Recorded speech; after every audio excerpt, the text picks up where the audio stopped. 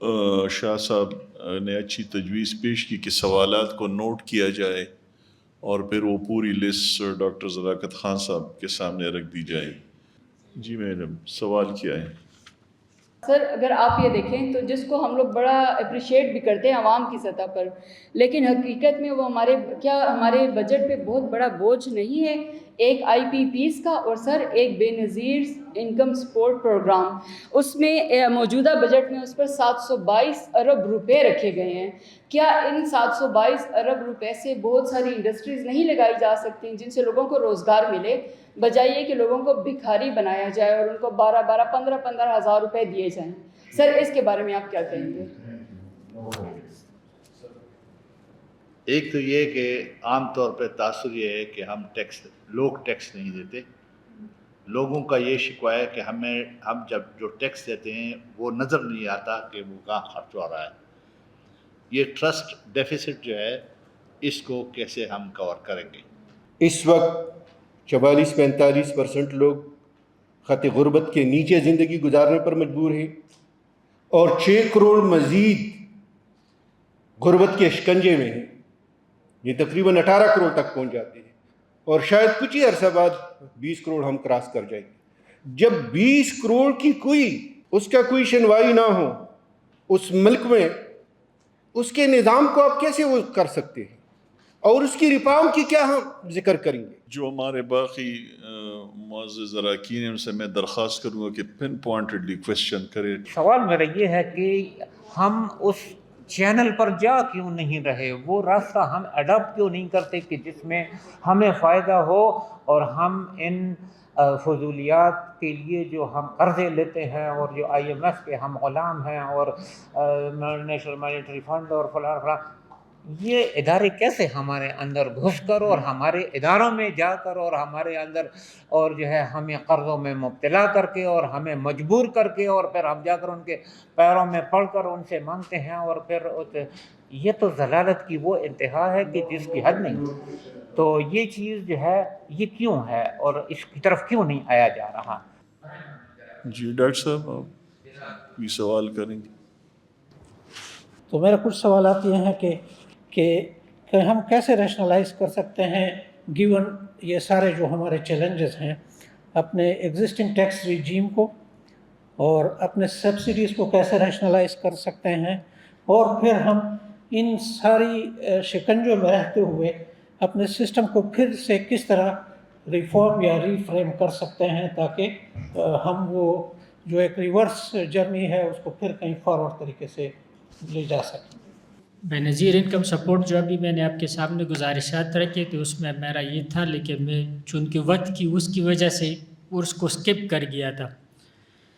شروع میں جب بے نظیر انکم سپورٹ پروگرام آئے تو 34 ارب روپے جو ہیں اس کے لیے رکھے گئے تھے۔ آج وہ 34 ارب روپے جو ہیں وہ 700 ارب روپے تک پہنچ گئے ہیں۔ چونکہ اس کے ساتھ کوئی بھی حکومت جو ہے اب لوگوں کو عادت پڑ چکی ہے کہ ان کو پیسے ملنے ہیں، حالانکہ یہی پیسے اگر ہم 700 ارب روپے یا 600 ارب روپے 500 ارب روپے اس سے انڈسٹری لگائیں، یا جو ریسیپینٹ ہے ان بے نظیر انکم سپورٹ پروگرام کے، اگر ان کو بجائے ہم یہ کیش دینے کے ان کو روزگار پہ لگائیں، فرض کریں ایک لیڈی ہے اس کو وہ پیسے مل رہے تو اس کو ہم سلائی مشین ان پیسوں سے لے کر دے دیں کہ اسے آپ جو ہے وہ کریں، تو ہم بھیک مانگنے والوں کی تعداد میں اضافہ کر رہے ہیں اس کے ساتھ۔ لیکن چونکہ ایک پولیٹیکل نیم اس کے ساتھ وابستہ ہے تو کوئی حکومت اپنی پولیٹیکل پاپولیرٹی کو کم کرنے کے لیے اس کو چھیڑتا نہیں ہے۔ دوسری بات یہ کہ ٹیکس لوگ دیتے ہیں، تو میں نے پہلے آپ سے عرض کی کہ ٹیکس ہر پاکستانی جو ہے وہ ٹیکس دیتا ہے۔ اگر آپ نمک خریدتے ہیں پھر بھی آپ ٹیکس دیتے ہیں، اگر آپ ماچس کا ڈبیا خریدتے ہیں پھر بھی ٹیکس دیتے ہیں۔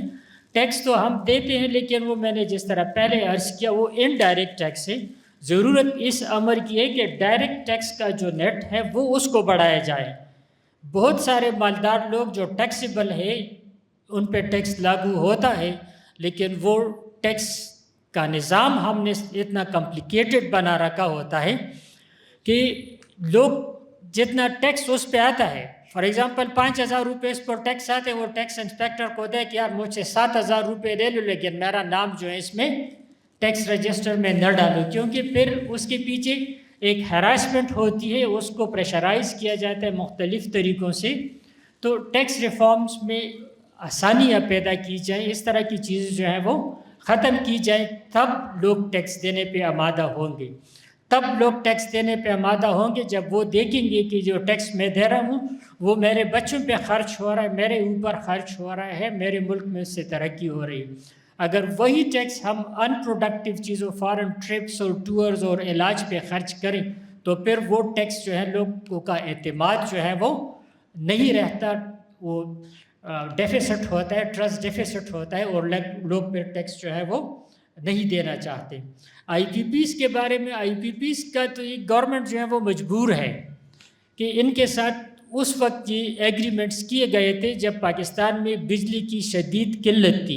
इन लोगों को, इन्वेस्टर्स को लाने के लिए, राग़िब करने के लिए हुकूमत ने कुछ गैर दानिशमंदाना फ़ैसले किए। अब चूँकि ये इंटरनेशनल लॉस के नीचे हुए, अगर वो गवर्नमेंट इन मुआहदों को ख़त्म करना चाहे तो भी नहीं ख़त्म कर सकती, क्योंकि फिर इंटरनेशनल कोर्ट ऑफ जस्टिस में जिस तरह पहले एक टर्किश कंपनी गई थी और उसके हक में फ़ैसला हुआ था, तो फिर लेने के देने पड़ जाते हैं। तो ये तो IPPs का वो था।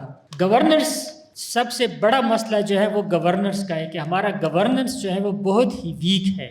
वीक इंस्टीट्यूशंस का मैंने जिक्र किया था, तो दरअसल ये गवर्नेंस ही की तरफ इशारा था सर। हम देखते हैं कि रेट ऑफ गवर्नमेंट कहीं भी नहीं है। लोग क्लाशनकोफ जो है बग़ैर लाइसेंस के साथ रखते हैं। पिछले जब हम छोटे थे तो एक मजिस्ट्रेट, स्पेशल मजिस्ट्रेट हुआ करता था, उस वक्त गवर्नमेंट की रेट जो थी वो इस्टेब्लिश थी, सरफराज खान, अगर आपको याद होगा। वो किसी मार्केट में आ जाता तो लोग शॉप्स बंद करते थे, भाग जाते थे। अब वही सरफराज वाला काम जो है असिस्टेंट कमिश्नर कर रहा है, मजिस्ट्रेट कर रहा है, फूड अथॉरिटी वाले कर रहे हैं, फूड कंट्रोलर कर रहा है, लेकिन बात नहीं बन रही। वजह यह है कि गवर्नेंस जो है वो वीक है।